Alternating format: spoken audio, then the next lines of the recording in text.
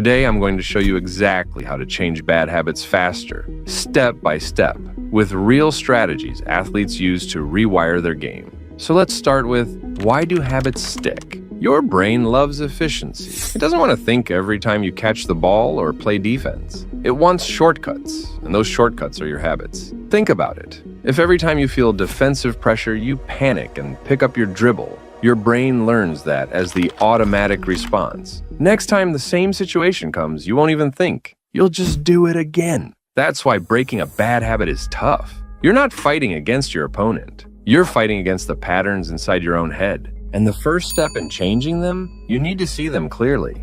Awareness. Most players repeat their bad habits because they don't even realize they're doing them in the moment. For example, if you're standing upright on defense instead of staying low in your stance, or rushing your free throws with the same quick, careless routine. If you don't catch yourself doing these things, they'll never change. So how do you build awareness? You need feedback. Record yourself in pickup games or practice. Watch only your decisions. Don't focus on highlights, just look at the repeated habits. Mirror drill. In practice, have a partner mirror you. Every time you stand too tall on defense, they yell, "Up."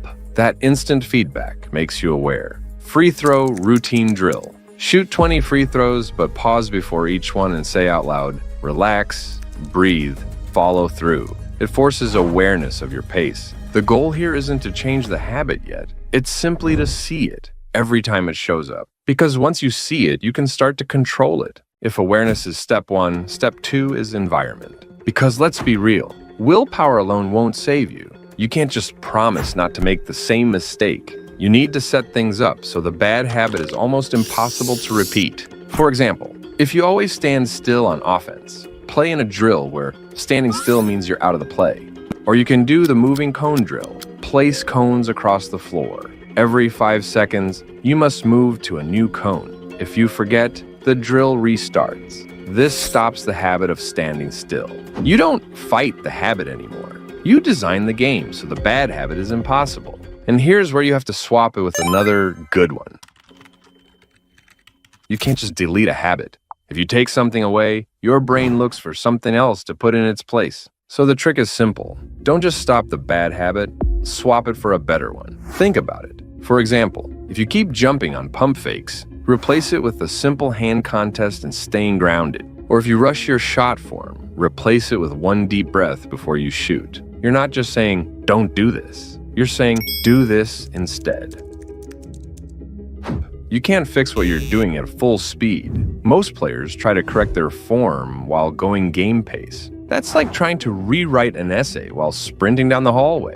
It's a mess. The only way to actually change is to strip the skill down and slow it way, way down. So if your jump shot always drifts sideways, practice 10 shots standing 1 foot from the hoop, only focusing on elbow and follow through. The slower you go, the more your brain can feel the right pattern. Then, once it feels automatic at that speed, you start layering back the real stuff: speed, defense, pressure, and fatigue. This way, you're not trying to unlearn a habit at full pace. You're literally reprogramming the movement one slow rep at a time. One of the fastest ways to fix a habit isn't to think harder. It's to make the wrong move literally impossible. That's what coaches call a constraint. It's basically a built-in rule or setup that forces you to do it the right way.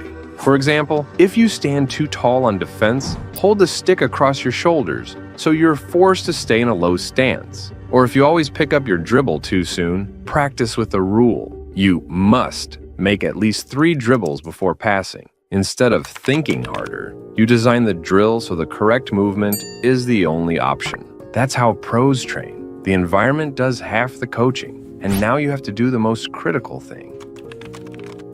Here's the secret sauce. Reps only matter if you actually know what's happening. Blind repetition just buries the bad habit deeper. But repetition with reflection, that's where real change happens. It doesn't mean writing a long essay after every drill. It's just 5 seconds of checking yourself. Did I do what I wanted? Or did I slip back into the old habit? That means taking a shot, then asking, was my elbow in? Did I land balanced? Watching a quick video clip after each set. Using cues. Short words like elbow or low to anchor the correction. Reflection doesn't slow you down. It speeds up how fast your brain learns the right pattern.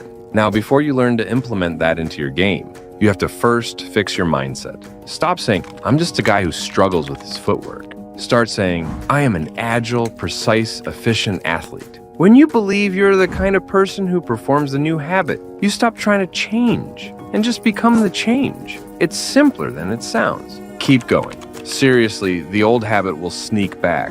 It's not failure, it's a software bug. When it happens, don't throw your gear and quit. Go back to the first steps and put them back in place. You know the drills now.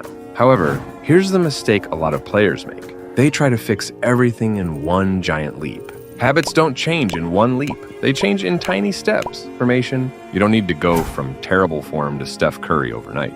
You just need to chip away at the old habit until the new one is stronger. So, for example, in shooting practice, pick just one detail to focus on: elbow, balance, or follow through. Don't worry about the rest until it's solid. Every drill, choose one rep to do as perfectly as possible.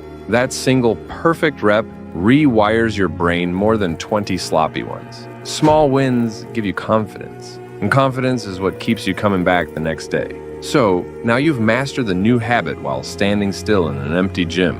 Cool, great. But here's the real question. Can it survive the chaos of a real game? This is where we pressure test. 8. The game situation. First rule, don't go from slow motion to a full game overnight. That's how you snap right back to old habits. Build up gradually. Half speed, 3/4 speed, then against a lazy defender, then a real one. Second rule, add randomness. Stop drilling the same exact motion 20 times in a row. Mix it up. 2 passes, then a shot, then a sprint, then another shot. Games are messy. Your brain has to be ready to recall the habit on demand. And third rule, test it when you're tired. Because your bad habits, they're like cockroaches. They crawl out of hiding the second your legs are heavy and your brain is fried. If the new habit holds up when you're exhausted, then you know it's locked in. For example, you fixed your free throw routine in practice. Now, try it after running 10 down and backs. Do you still breathe, or do you rush? If the new habit survives pressure, congratulations. You've installed your new, superior default setting. You've rewired your brain to change your old habits. But here's the thing. Habits aren't just about skills. They connect to your body, too. If you don't have the strength to stay low, the mobility to move clean, or the speed to recover, those bad habits creep right back in. So, if you want to build the physical foundation that makes these new habits stick, check out the Athletic Blueprint. It lets you master strength, mobility, and speed all in 30 days, all from your own home.